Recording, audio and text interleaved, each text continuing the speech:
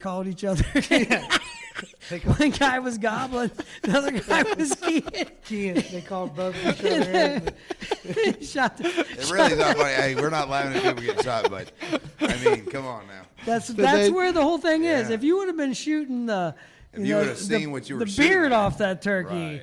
you wouldn't have shot your buddy or the They other both hunter. knew they were out there too. No. Okay. It was probably public land. Or And it happens, I think, more with turkey hunters because they're camoed out and they're. Yeah, but then they're saying like that's why you should never like do the gobble call.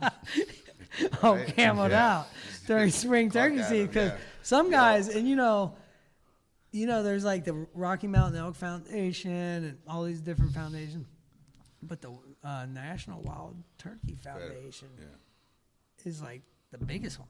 It is, yeah. It's huge. So that means there's more people. So when there's a lot of people that turkey hunt, there's some top echelon guys that are really, passionate about it and eager about it. And I got some friends, man, that they love the Grand Slam. They shoot for the Grand Slam. Yeah. I mean, that's me. I like the turkey hunt, but. And we do a lot of sportsman's expos and outdoor expos, and we'll see the guys selling the turkey calls.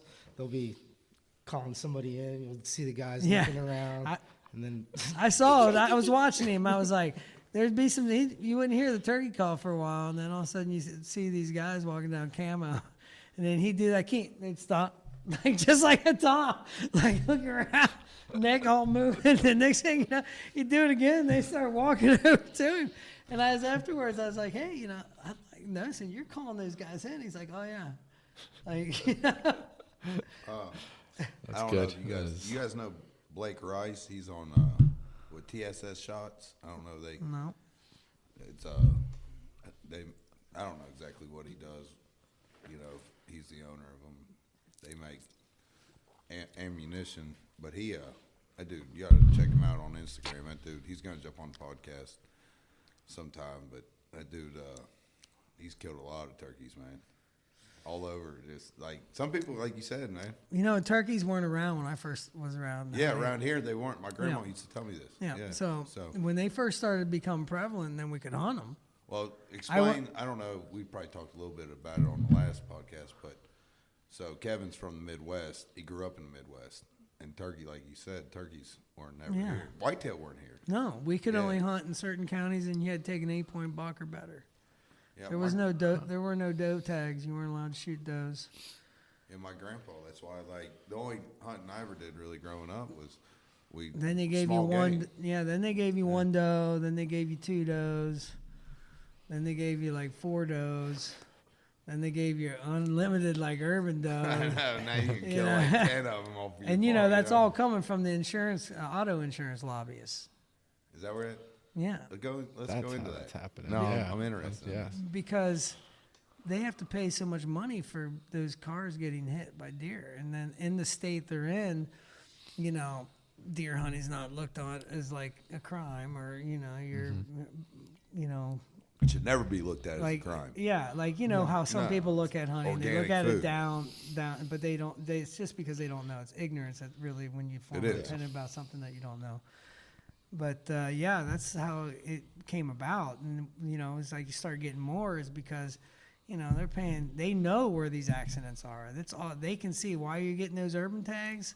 Because there's more people driving.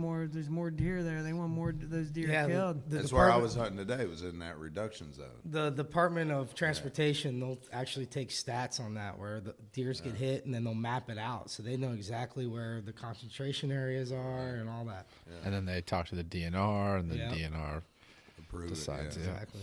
And like the farmers out here, I mean, we used to get deprivation. Well, some of the farmers would get deprivation tags, and they could put people's names on them for eating the crops. And I mean, you could shoot deer all summer long. Yeah, usually they give you like a period. It's usually before the season. Yeah, it's the summertime. Yeah. Which there's nothing wrong with the meat. I mean, they might have some flies and ticks on them, but the bees. Yeah. It was warm like that. 'Cause we used to live next to a winery, and he was an old Croatian guy, and he's always wanted me to shoot the deer. And I was like, I never really wanted to shoot them at night. I hunted it a lot, and I took a couple nice deer off of there. But Did it one time and went out there and did the spotlight thing, on the depredation. It's so anticlimactic, but yeah, they would actually only give him they would only eat grapes when they were ripe, so he couldn't pick them quick enough, and so they were like eating them. So he's trying to pick them, and it's like, and they really like the Concord grapes. Yeah. So that's their favorite flavor. I mean, yeah. Oh, apple orchards, dude. Apples. They hate deer. Anybody has an apple orchard. Yeah, go talk to them. They'll probably let you hunt. Yeah, we actually do an event at an apple orchard down in Apple Hill, and we're trying to talk to him. Yeah, we're trying to talk to him, but the one guy, he's like saying that he has to beat the deer off. Oh yeah, I imagine. Yeah. If you could plant an apple orchard, you probably have more deer in it. And where we hunt, And you know what to do with. Yeah. where we hunt, the zone we hunt, rifle and bow, the success rate is about 9 to 10%, and that includes all that private land that's nothing but orchards and. Really? And so nobody's vineyards. hunting it, obviously. No, people hunt it. It's just that it's not easy. It's not a big high density area. And I think it's 33,000 tags. I think There's 33,000 tags out, and there's about 3,000 to 3,300 tags, deer tagged. When we was out at the shoot, man, the West Coast needs to step up there.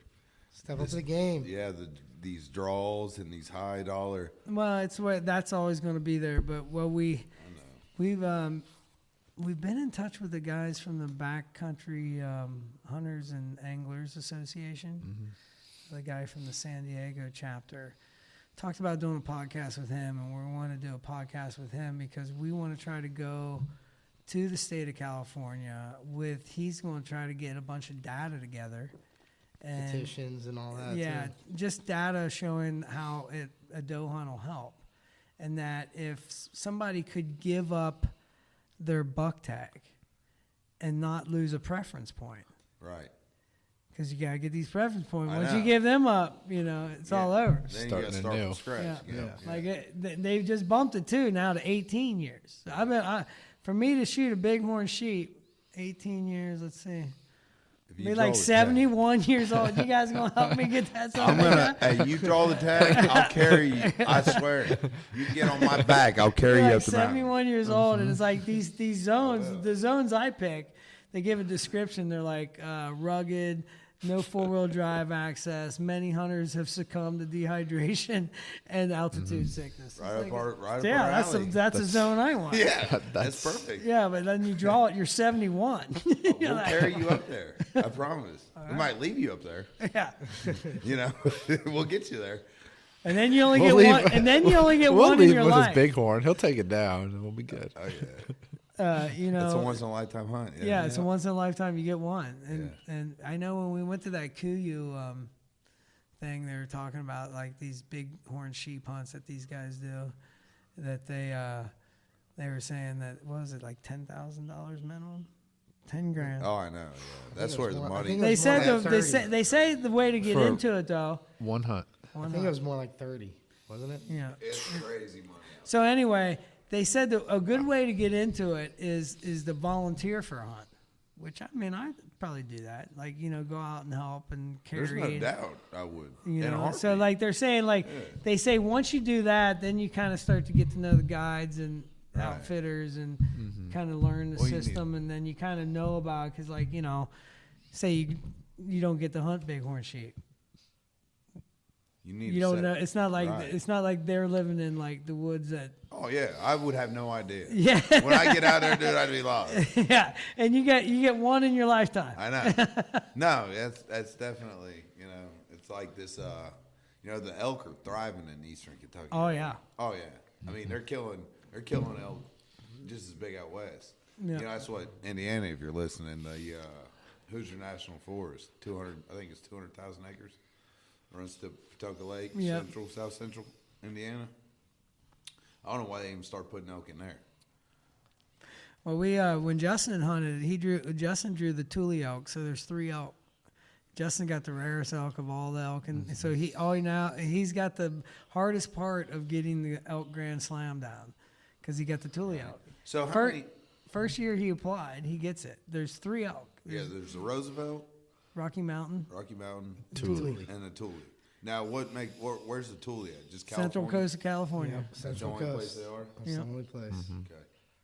See, this is all. And so he drew one of 3 tags. The other 2 guys that drew tags, they've been waiting 12 and 15 years to get that tag. And they're like, he drew it the first time. He was starting. And he tagged out. He was right? starting. Yeah, he was starting a new job on Monday, and he was like, "I don't think I can go." And I'm like, "No, dude, You have to do this. You- Tell your job Yeah. no right now. He's like, he goes, "Okay, here's what." He goes, "We'll go down. We'll shoot an elk on Saturday, and then we'll get it all quartered out, and then we'll bring it back on Sunday, and then go job on Monday." I'm like, "Well, that's awesome." Let's hope that happens. But like, this is a once in a lifetime thing. So like, we might have to do a couple extra days, but no, went down there and He ain't scared to pull the trigger. I seen that. yeah, I saw the headshot. He got it You guys see? Saturday? Hey, check out the reels. Got You it guys- Saturday Team Whiskey morning. Reels. Yeah. I mean, Morning, it was a satellite bull, but shit, we've never hunted elk before. We hunted elk one other time, and all we knew was a challenge bugle, and they were in the rut in July. They rut in July there on the Central In Coast. the Thules do? Yeah. Wow. And so, I mean, that makes sense because so he the temp. So all he knew was the challenge bureau. So he's on the challenge bureau. So we were on the Air Force, the Army base. So I wasn't even allowed to have a sidearm.